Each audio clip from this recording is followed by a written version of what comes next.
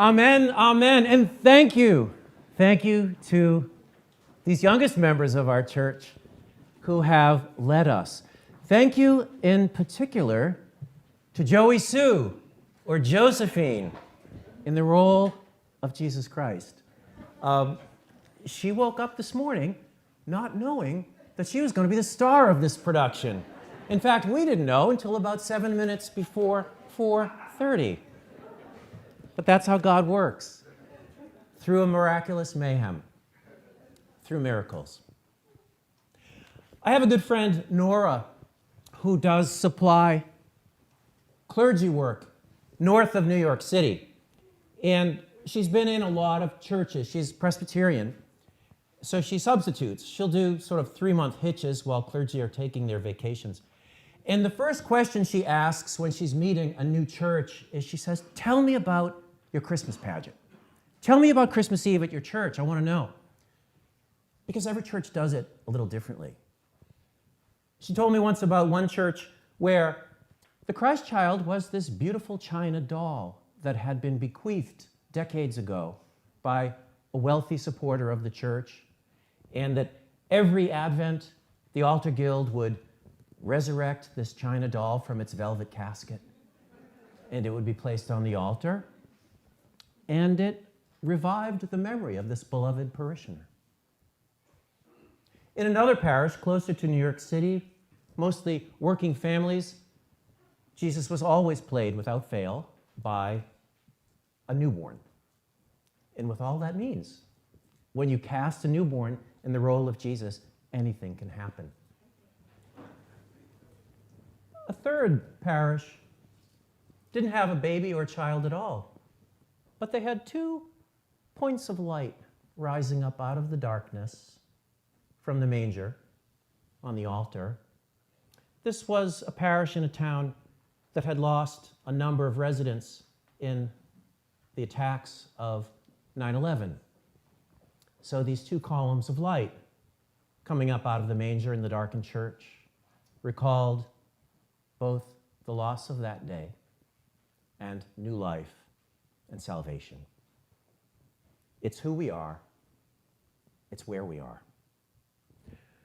I remember as a small child at St. Patrick's Roman Catholic Church in Stoneham, Massachusetts, we didn't have a pageant, but what we would do is go outdoors after Eucharist into the cold, and there was a kind of grotto next to this church built out of stone, and there was sort of a low wire fence around it. So it was kind of like going to see Jesus in the zoo.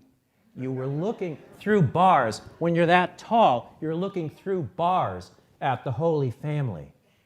And the adults, without fail, in the dark, would be doing this to the children.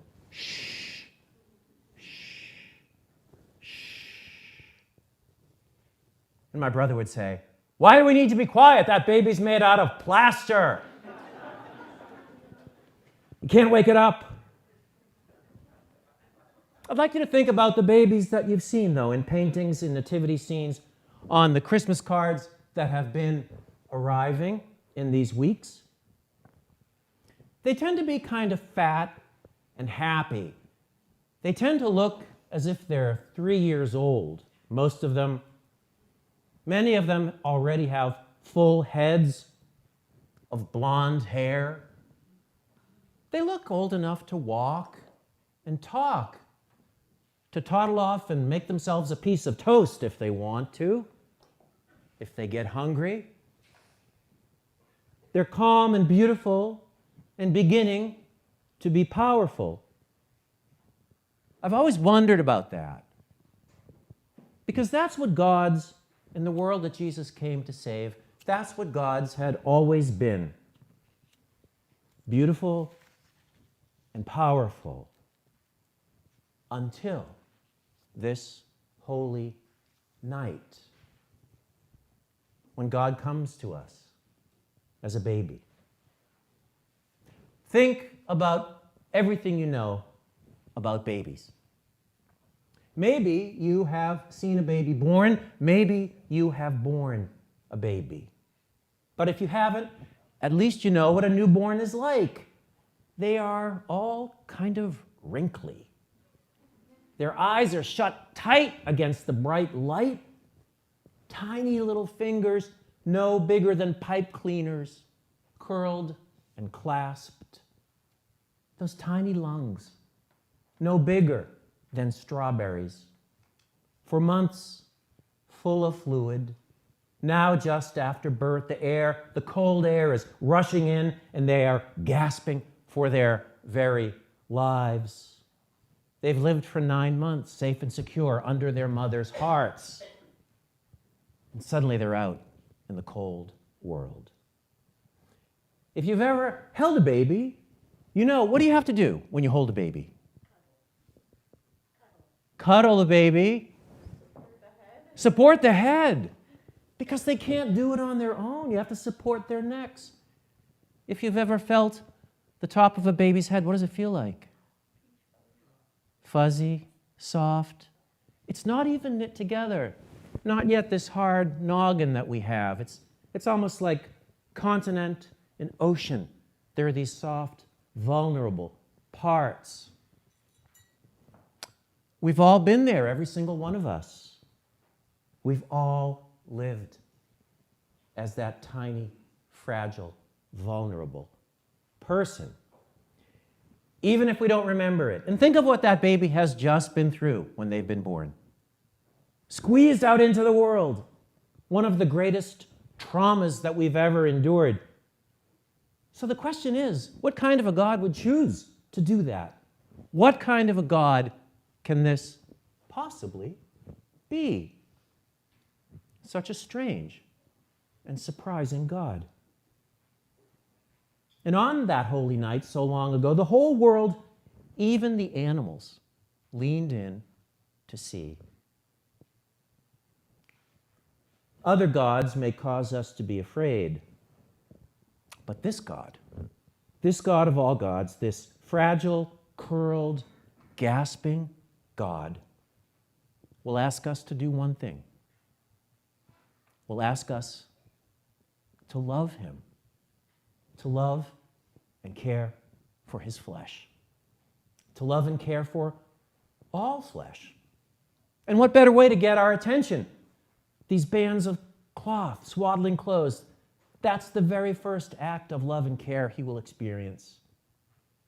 Later, Jesus will be baptized. After his death, he'll be anointed by people who love him. With costly ointment, they'll wrap him in cloth. Again, his beloved friends, Martha, Mary, Lazarus, will have to take him in because he will seem to be homeless, without money or power in the usual sense. So the question tonight is, what child is this? What kind of a God could this be? What kind of a God can't hold up its own neck? What kind of a God wets itself? What kind of a God spits up? What kind of a God comes to us not in power and majesty, but gasping for air, as each one of us did when we were born ourselves? Here's the kind of God this is. This is a God who needs you. This is a God who needs you. A God who knows that our world is full of fragile and hurting and gasping people. And he comes to share all of it. That's the best news of all, that God shares all of this with us. And he reminds us that it's up to us, each one of us, to do the swaddling, to do the supporting. This is a God whose very weakness will serve to remind us of how much love there is locked up inside each of us. So this God comes to us as a tiny baby to unlock us, to set us free. Think about how you feel when you see a tiny baby. Doesn't something in you rise up? Don't you grow a little bigger in yourself? His neediness, his weakness, will inspire us to lean in, to be changed. So on this holy night, may this child remind you of your own great power to love and to care. Even the animals leaned in to see this new kind of God. May you lean in too and be changed by what you see. Merry Christmas.